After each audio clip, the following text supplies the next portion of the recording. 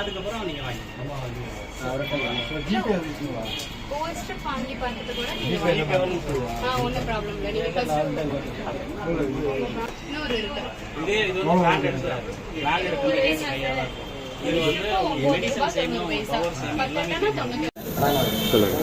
பாரத பிரதமர் நரேந்திர மோடி அவர்களுடைய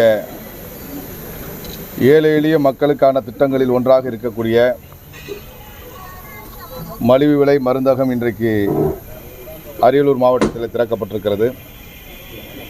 இதுவரை அரியலூர் மாவட்டத்தில் 10க்கும் மேற்பட்ட மருந்தகங்கள் இந்த மாவட்டத்தில் மட்டும் திறக்கப்பட்டு இங்கு இருக்கக்கூடிய மக்கள், சாதாரண மக்கள் பயன்பெறக்கூடிய வகையில் குறைவான விலையில் அவர்களுக்கு தேவையான மருந்து பொருட்களை வழங்கி வருகின்றோம். இந்தியா முழுவதும் 9400க்கும் மேற்பட்ட கிட்டத்தட்ட 10,000 மருந்தகங்கள் திறக்கப்பட்டிருக்கின்றன. இந்த மருந்தகத்தில் பயன்பெற்றிருக்கக்கூடியவர்கள் மட்டும் இதுவரை 3 கோடி பேர் பயன்பெற்றிருக்கின்றார்கள். 74,000 கோடி ரூபாய் சாதாரண மக்களுக்கான பணம் மிச்சப்படுத்தப்பட்டிருக்கிறது. அண்ணாமலையின் பாத யாத்திரை பற்றி மக்களுடைய இல்லை, பாத யாத்திரையை பொறுத்தளவில் ராமேஸ்வரத்தில் துவங்கியது. ராமேஸ்வரத்தில் துவங்குகின்ற பொழுது பல லட்சக்கணக்கான மக்கள் அங்கே கலந்து கொண்டு அந்த யாத்திரையை மிகப்பெரிய வெற்றி யாத்திரையாக துவக்கியிருக்கின்றார்கள். பெரிய புரட்சி ஏற்படுத்தி கொண்டிருக்கக்கூடிய யாத்திரையாக பொதுமக்கள் மத்தியில், இளைஞர்கள் மத்தியில், பெண்கள் மத்தியில் மிகப்பெரிய வரவேற்பு கொடுக்கப்பட்டிருக்கக்கூடிய யாத்திரையாக அந்த யாத்திரை இருக்குது.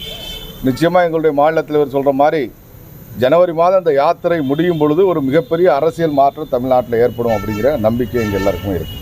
அதிமுக 3 அணியாக பிரிஞ்சிருக்கிறதுனால அவங்க கூட்டணியை வெற்றி வாய்ப்பு இருக்கும் பாதிக்கும்னு நினைக்கிறீங்களா? கூட்டணிக்கான இணைப்பதற்கான முயற்சி ஆனால் இன்றைக்கி தேசிய ஜனநாயக கூட்டணியுடைய வெற்றி வாய்ப்பு என்பது பொதுமக்கள் மத்தியில் திராவிட முன்னேற்ற கழகத்தினுடைய ஊழலுக்கு எதிரான மனநிலை, திராவிட முன்னேற்ற கழகத்தினுடைய குடும்ப அரசியலுக்கு எதிரான மனநிலை, திராவிட முன்னேற்ற கழகத்திற்கு எதிரான தேர்தல் அறிக்கைகளை நிறைவேற்றாததற்கு எதிரான மனநிலை, இப்படி ஒட்டுமொத்தமாக பார்த்தீங்கன்னா ஆண்கள், பெண்கள், அரசு ஊழியர்கள் அத்தனை பேர் மத்தியிலும் திராவிட முன்னேற்ற கழகத்துக்கு எதிரான மனநிலை இருக்குது. இது ஒன்றே போகிறோம் தேசிய ஜனநாயக கூட்டணி வெற்றி பெறுவதற்கு. மற்றபடி ஒன்றா இருக்கிறதுனால வீக்கா இதாங்கிறதெல்லாம் அது பிறகு பார்க்க வேண்டிய விஷயம். ஏற்கனவே தெளிவுபடுத்தியிருக்கிறாங்க, இந்தியா கூட்டணி என்பது இந்தியாவுக்கு எதிரான கூட்டணி, அவ்வளவுதான். தேர்தல் நெருங்கிட்டு தேர்தலுக்கான வேலைகளை ஆரம்பிச்சிட்டாங்க. தேர்தல்களுக்கான வேலைகளினுடைய துவக்கமாக தான் இப்பொழுது திராவிட முன்னேற்ற கழகத்தினுடைய முதலமைச்சர் நேற்றைக்கு 4 நாள் டெல்டா மாவட்டங்களில் சுற்றுப்பயணம் பண்ணி இப்போ காலையில் கூட வாக்கிங் போகிறாரு. இந்த மாதிரியான நிகழ்வுகள் பொதுமக்களை சாதாரணமாக சந்திக்கிறோம் அப்படிங்கிற மாதிரியான ஒரு தோற்றத்தை ஏற்படுத்துவதற்கான முயற்சி என்னென்னா தேர்தல் தேர்தல் தேர்தல்.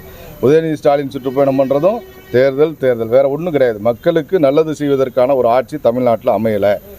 மக்களுக்கு நம்பி வாக்களித்த மக்களை ஏமாற்றக்கூடிய ஆட்சி தான் தமிழ்நாட்டில் இருக்குது.